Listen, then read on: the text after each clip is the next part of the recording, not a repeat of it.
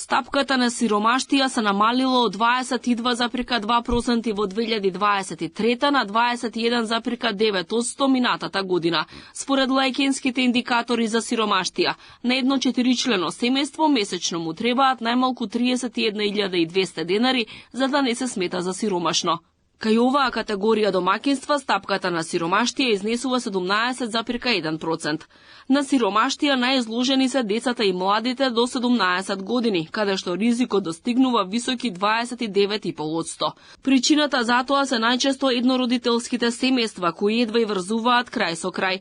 Овој факт го подкрепуваат и податоците за финансиската состојба на самохраните родители, кај кои стапката на сиромаштија достигнува високи 45,8%. Не толку отпорни на сиромаштија се и семејствата со повеќе деца. Речиси 55% од оние домаќинства составени од двајца возрастни и 3 и повеќе деца живеат под прагот на сиромаштија.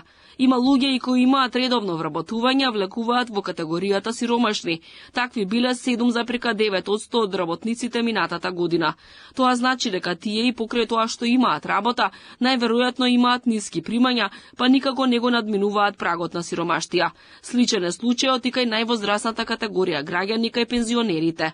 Тие примаат пензии секој месец, но и покрај тоа стапката на сиромаштија изнесува 12%. Во поглед на родовата сиромаштија, таа е поизразена кај жените отколку кај мажите. Во Македонија стапката на сиромаштија кај жените изнесува 20,7%, додека кај мажите таа е 19,5%.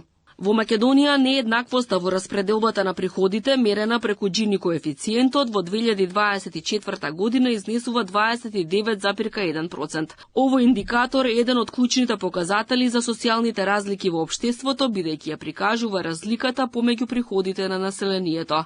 Државниот завод за статистика ги пресметува податоците за сиромаштија во земјава врз основа на анкетата за приходите и условите на живење, согласно методологијата и препораките на Европската унија. Основата за мерење на сиромаштијата се приходите на домаќинствата, а прагот на сиромаштија е дефиниран на 60% од медијалниот еквивалентен приход.